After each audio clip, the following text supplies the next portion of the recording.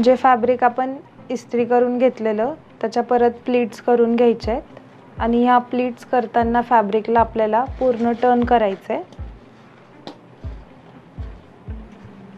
म्हणजे प्लीट्स आपल्या स्ट्रेट साईडने आल्या पाहिजे। त्यासाठी मी स्टार्टिंगचा जो फॅब्रिक आहे तो थोडा फोल्ड केला आहे। त्यानंतर फर्स्ट प्लीट जी आहे ती जागेवर ठेवली आहे, सेकंड थोडी क्रॉस आणि असंच क्रॉसमध्ये प्लीट्स ओपन करत करत आपल्याला पूर्ण प्लीट्स कंप्लीट करायचे आहेत।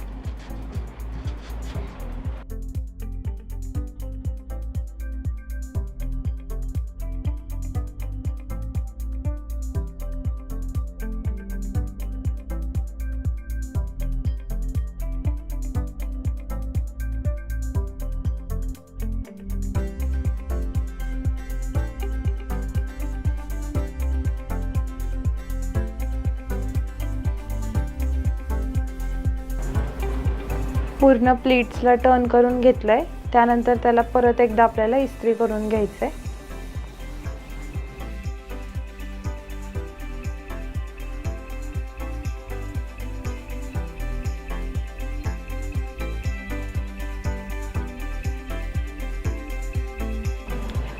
फॅब्रिकच्या ज्या आपण प्लीट्स केल्या आहेत त्याला इथे स्टेपल करून घ्यायचं आहे।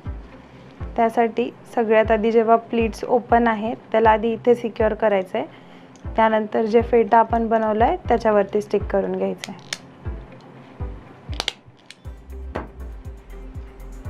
सो हे कंप्लीट झाल्यानंतर ह्याला जेव्हा लावायचं आहे याला सेंटरमध्ये ठेवायचं आहे दोन्ही साईड्सनी आणि मागचा जो फॅब्रिकचा लेयर आहे त्याला पकडून स्टेपल करून घ्यायचं आहे।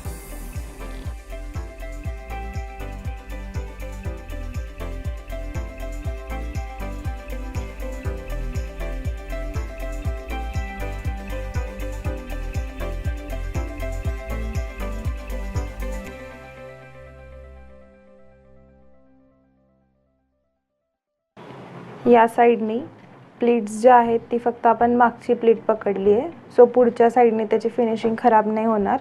सेम ऑपोजिट साईडला केलं आहे, मागच्या ज्या प्लीट्स आहेत फक्त त्याच पकडल्या आहेत आणि जी एंडिंगची आपली लास्ट प्लीट आहे त्याला पण तसंच स्टेपल करून घ्यायचं आहे।